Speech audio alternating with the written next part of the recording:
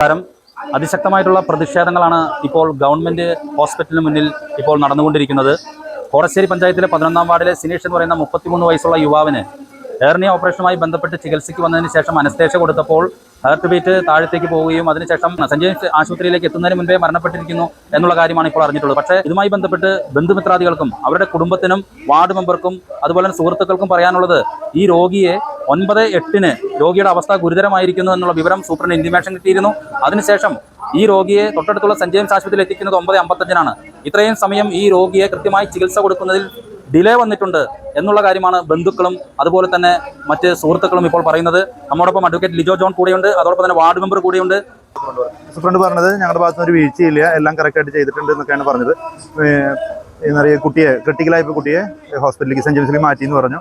ഞങ്ങൾ അതിനുശേഷം സെന്റ് ജെയിംസിൽ നടപടികളുമായി മുന്നോട്ട് പോകുന്നതിനിടയിലാണ് ഡിലേ സംഭവിച്ചിട്ടുണ്ടോ എന്നുള്ള സ്വാഭാവികമായ സംശയം ഞങ്ങൾക്ക് വരുന്നത്. ഈ കുട്ടിയെ കൊണ്ടുവന്ന ആംബുലൻസ് ഏതാണെന്ന് അന്വേഷിച്ചു. അത് മണപ്പുറം എന്ന് പറയുന്നൊരു കമ്പനിയുടെ ആംബുലൻസ് ആണ്. ആ ആംബുലൻസിന്റെ നമ്പർ കിട്ടാനായിട്ട് കനിവ് ആംബുലൻസ് എന്ന് പറയുന്ന ചാലയിലെ ആംബുലൻസ് സൗകര്യങ്ങൾ ചെയ്യുന്ന ഒരു പയ്യനെ വിളിച്ചു. അവനെ വിളിച്ചപ്പോഴാണ് ആ പയ്യൻ പറയുന്നത് 9:24 ഈ ഹോസ്പിറ്റലിൽ നിന്ന് ഈ പയ്യനെ കൊണ്ടുപോകാനായിട്ട്, ക്രിട്ടിക്കലായി പയ്യനെ കൊണ്ടുപോകാനായിട്ട് അവനെ വിളിച്ചിരുന്നു.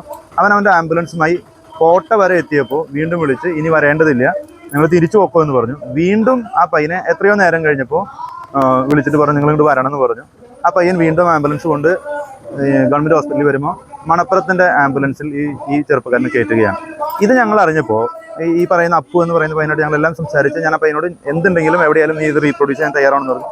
അതിനുശേഷം ഞങ്ങൾ കുറച്ചധികം പേര്, ഒരു 5-8 പേര് വന്ന് അതിനോട് മെമ്പറടക്കം വന്ന് ഞങ്ങൾ സൂപ്രണ്ടോട് സംസാരിച്ചപ്പോൾ 9:08 സൂപ്രണ്ടിന് ഹോസ്പിറ്റലിൽ നിന്ന് ഇൻറ്റിമേഷൻ ഉണ്ട് ഈ പേഷ്യൻ്റ് ക്രിട്ടിക്കലാണെന്നുള്ളത്. അപ്പോൾ 9:08 മുതൽ സെന്റ് ജെയിംസിൽ റിപ്പോർട്ട് ചെയ്യപ്പെട്ടിരിക്കുന്ന 9:55 വരെ, അവിടെ റിപ്പോർട്ട് ചെയ്ത സമയം 9:55 ആ സമയം വരെ ഈ കുട്ടിയെ എന്താ പറയുക കൂടുതൽ നല്ല ട്രീറ്റ്മെൻറ്റ് കൊടുക്കാനായിട്ട് കൊണ്ടുപോകേണ്ടതിന് പകരം ഇവിടെ തന്നെ പരമാവധി പരിശ്രമിച്ചു എന്ന് പറയുമ്പോൾ അതിൽ ഒരു ഡിലേ, അതിലൊരു വീഴ്ച ഉണ്ടായിട്ടില്ല എന്ന് സ്വാഭാവികമായൊരു സംശയമാണ് അവരുടെ വീട്ടുകാരും പറയുന്നത്. ഞങ്ങൾ പറയുന്നത് മനഃപൂർവ്വം ആരുടെയും ജീവൻ കളയാൻ ആരും ശ്രമിക്കുന്നത് നമ്മൾ പറയുന്നില്ല. പക്ഷേ ഡിലേ സംഭവിച്ചിട്ടുണ്ടെങ്കിൽ അത് ആരോഗ്യ മേഖലയുടെ, പ്രത്യേകിച്ച് ഈ ഹോസ്പിറ്റലിൽ ഉത്തരവാദിത്തപ്പെട്ട ആളുകളുടെ വീഴ്ചയാണ്.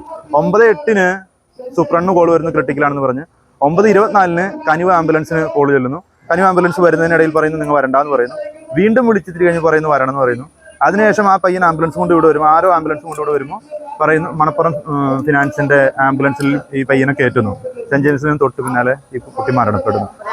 ഹാർട്ട് അറ്റാക്ക് സംഭവിച്ചെന്നാണ് സെന്റ് ജെയിംസിന്റെ ഡോക്ടർ പറയുന്നത്. പക്ഷെ ഇവിടെ നിന്ന് പ്രശ്നമായ നിമിഷം മുതൽ ഇവനെ മാറ്റിയിരുന്നെങ്കിൽ ഇവന് മരണം സംഭവിക്കില്ലായിരുന്നു എന്നാണ് വാർഡ് മെമ്പർ എന്ന നിലയിൽ എനിക്ക് പറയാനുള്ളത്.